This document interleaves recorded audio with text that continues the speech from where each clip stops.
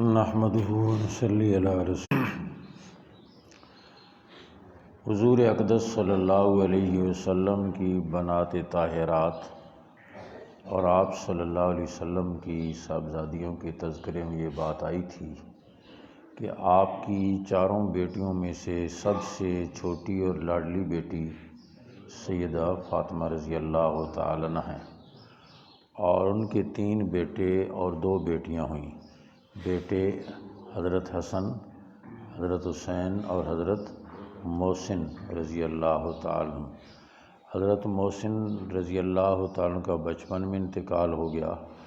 اور حضرت حسن اور حضرت حسین رضی اللہ تعالی عنہما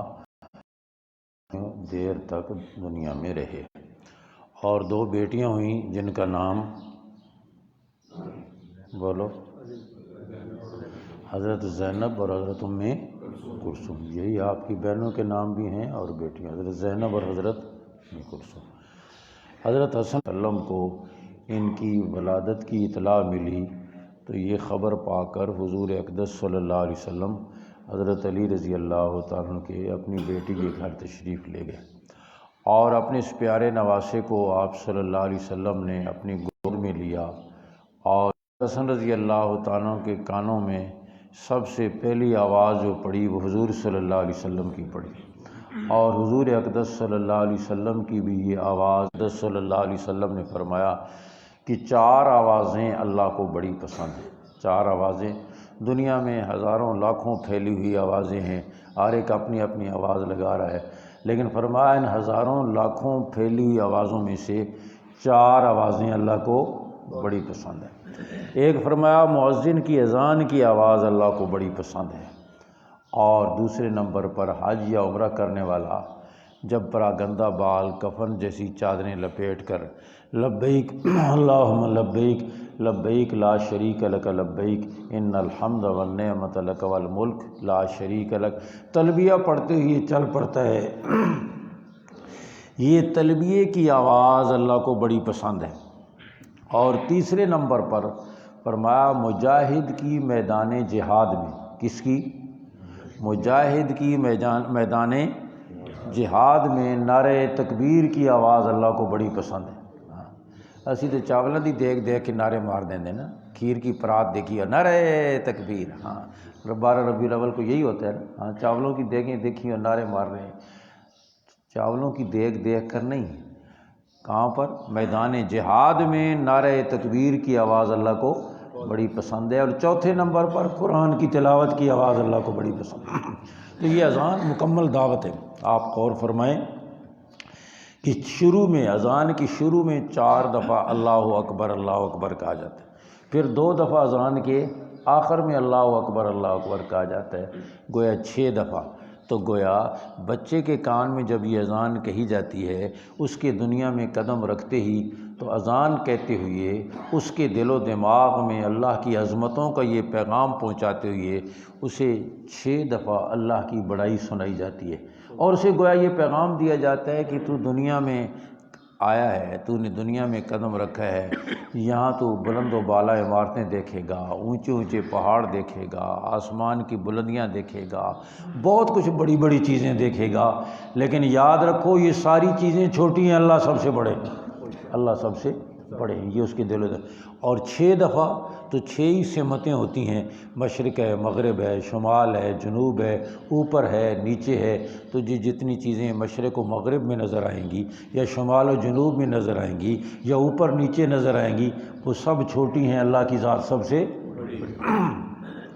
پھر اشہد اللہ الہ الا اللہ کہہ کر اللہ کی توحید، اس کی وحدانیت کا پیغام دیا جاتا ہے کہ وہی بڑا ہے، اسی کی تو نے عبادت کرنی ہے۔ اور پھر عبادت کیسے کرنی ہے؟ اپنی مرضی، اپنی پسند، اپنے رواج پر عبادت نہیں کرنی۔ اشہد ان محمد الرسول اللہ، حضور صلی اللہ علیہ وسلم کی لائی ہوئی زندگی، آپ کا طریقہ عبادت، آپ کی غلامی، اسی طرز پر تو نے عبادت کرنی ہے۔ اور پھر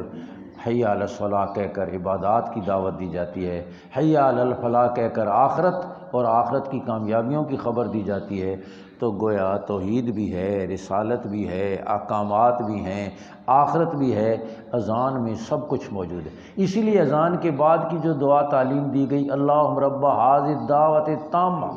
اے اللہ یہ کامل دعوت، یہ کیا ہے؟ کامل دعوت ہے۔ اور ضروری نہیں ہے کہ مؤذن جو ہے وہ عالم ہو، لیکن فرمایا اب مؤذن یہ جو دعوت دیتا ہے تو گویا اس دعوت کو کیا کہا گیا ہے؟ دعوت کاملہ کہا گیا، مکمل دعوت کہا گیا ہے۔ تو اس سے بات معلوم ہو گئی کہ کم پڑھا ہوا آدمی بھی دین کی دعوت دے سکتا ہے، کم پڑھا ہوا آدمی بھی دین کی دعوت دے سکتا ہے۔ تو حضور اقدس صلی اللہ علیہ وسلم نے ان کے کان میں اذان کہی، پھر آپ صلی اللہ علیہ وسلم نے 7ویں دن ان کا عقیقہ کیا، ان کے بال کٹوائے اور بالوں کے وزن کے برابر چاندی صدقہ فرمائی، اور یہی سنت ہے۔ حضور اقدس صلی اللہ علیہ وسلم کے ساتھ حضرت حسن رضی اللہ تعالیٰ کی بہت مشابہت تھی، فضائل تو ان کے بعد میں ذکر ہوں گے حضرت حسین کے تذکرے کے بعد۔ آپ صلی اللہ علیہ وسلم نے فرمایا یہ میرا بیٹا، حضرت حسن کے بارے میں فرمایا یہ میرا بیٹا سید ہے، اور مسلمانوں کے 2 گروہوں کے درمیان یہ صلح کرائے گا، مسلمانوں کے 2 گروہوں کے درمیان یہ صلح کرائے گا۔ حضرت علی رضی اللہ تعالیٰ عنہ کے دور خلافت کے آخری ایام میں، اور بلکہ اس سے بھی پہلے، حضرت امیر معاویہ رضی اللہ تعالیٰ عنہ اور حضرت علی رضی اللہ تعالیٰ عنہ کا آپس میں شدید اختلاف ہو گیا، حضرت عثمان رضی اللہ تعالیٰ عنہ کی شہادت کے بعد۔ اور یہ ایک اجتہادی اختلاف تھا، حضرت عثمان رضی اللہ عنہ کی شہادت ہوئی تو حضرت امیر معاویہ رضی اللہ عنہ کا مطالبہ یہ تھا کہ فوری طور پر ان باغیوں کو سزا دی جائے، اور حضرت علی رضی اللہ تعالیٰ عنہ کی سوچ یہ تھی کہ حالات ٹھیک ہوں گے تو پھر ہم ان پر ہاتھ ڈالیں گے، جب تک حالات ٹھیک نہیں ہوں گے ان پر گرفت ممکن نہیں ہے۔ اور حضرت امیر معاویہ رضی اللہ عنہ کا یہ تھا کہ حالات ٹھیک ہی نہیں ہوں گے جب تک ان پر گرفت نہیں ہوگی۔ یہ آپس میں اختلاف تھا، ایک انتظامی اور اجتہادی، لیکن یہ حضرات صحابہ کرام کا اختلاف کسی نفسانیت پر مبنی نہیں تھا، نہ کسی دنیوی مفاد پر مبنی تھا، ایک انتظامی ایک اجتہادی اختلاف تھا۔ اور اس میں جنگیں بھی ہوئیں، جنگ صفین بھی ہوئی، جنگ جمل بھی ہوئی۔ حضرت امیر معاویہ حضرت علی رضی اللہ تعالیٰ کی شہادت کے بعد، دنیا سے تشریف لے جانے کے بعد، کوفہ اور آس پاس کے کچھ لوگوں نے حضرت حسن رضی اللہ تعالیٰ کے ہاتھ پر بیعت کر لی، اور 6 مہینے حضرت حسن رضی اللہ تعالیٰ کی خلافت رہی۔ لیکن پھر حضرت حسن رضی اللہ تعالیٰ نے حضرت امیر معاویہ رضی اللہ تعالیٰ کے ساتھ صلح کر لی تاکہ مسلمانوں میں خون خرابہ نہ ہو، اور حضرت معاویہ رضی اللہ تعالیٰ کے حق میں وہ اپنی خلافت سے دستبردار ہو گئے، اور حضور صلی اللہ علیہ وسلم کی یہ بات سچ ثابت ہوئی کہ یہ میرا بیٹا سردار ہے، اور مسلمانوں کے 2 گروہوں کے درمیان یہ صلح کرے گا۔ اور ضمناً یہ بھی عرض کرتا چلا جاؤں، یہ جو لیلا اور مجنون کا قصہ سنتے رہتے ہیں نا، تو یہ جو مجنون تھا، یہ مجنون، اس کا نام مجنون نہیں تھا، اس کا نام قیس تھا، اور یہ حضرت حسن رضی اللہ عنہ کے زمانے میں ہی تھا۔ لیلا پر فریفتہ ہو گیا، اور ہر وقت لیلا کے چکر میں اسی کے یہاں، اور راستے میں مل گیا حضرت حسن رضی اللہ تعالیٰ عنہ کے اس صلح کے بعد۔ تو حضرت حسن رضی اللہ تعالیٰ عنہ نے فرمایا قیس،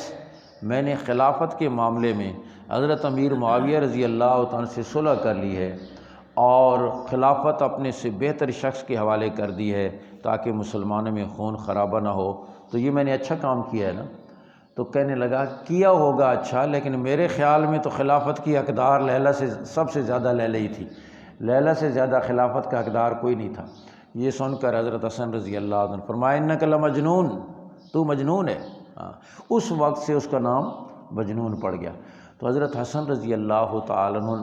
نے جو صلح کے لیے شرائط پیش کیں، حضرت امیر معاویہ رضی اللہ تعالیٰ عنہ نے وہ ساری شرائط قبول کیں، اور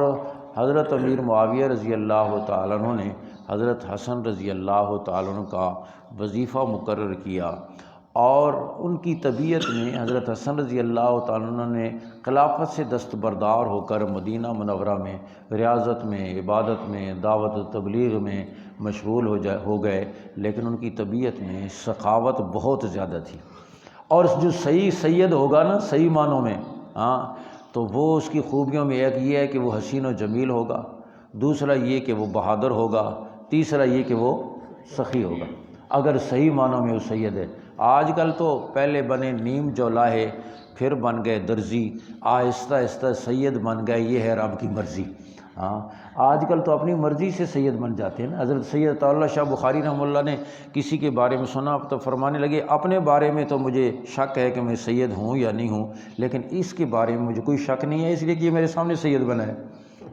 اس لیے کہ یہ میرے سامنے سید بنا ہے۔ اور یاد رکھیں حضور اقدس صلی اللہ علیہ وسلم نے فرمایا، جو اپنا نسب تبدیل کرے، اپنا نسب تبدیل کرے، اور آج کل تو دو چار پیسے آ گئے، وہ ملک بن گیا، چودھری بن گیا، ہے کچھ اور،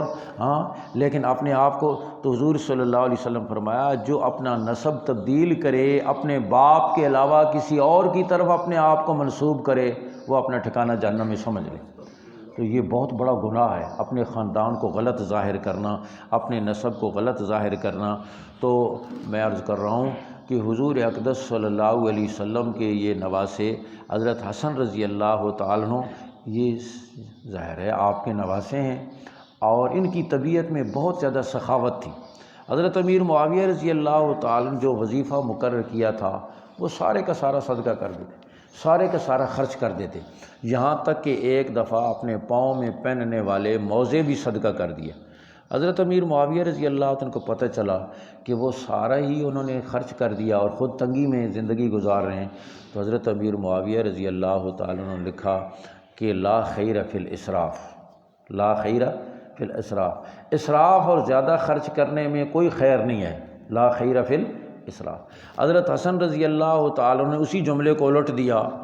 اور لکھا کہ لا اسراف فی الخیر، خیر اور نیکی کے کام میں اسراف ہے ہی کوئی نہیں، میں تو جو کچھ خرچ کرتا ہوں نیکی کے کام میں خرچ کرتا ہوں، اور نیکی کے کام میں کوئی اسراف نہیں ہے۔ ان کی طبیعت میں، مزاج میں سخاوت بہت زیادہ تھی، اور حضور اقدس صلی اللہ علیہ وسلم کے ساتھ شکل و شباہت میں بہت زیادہ مشابہت بھی تھی۔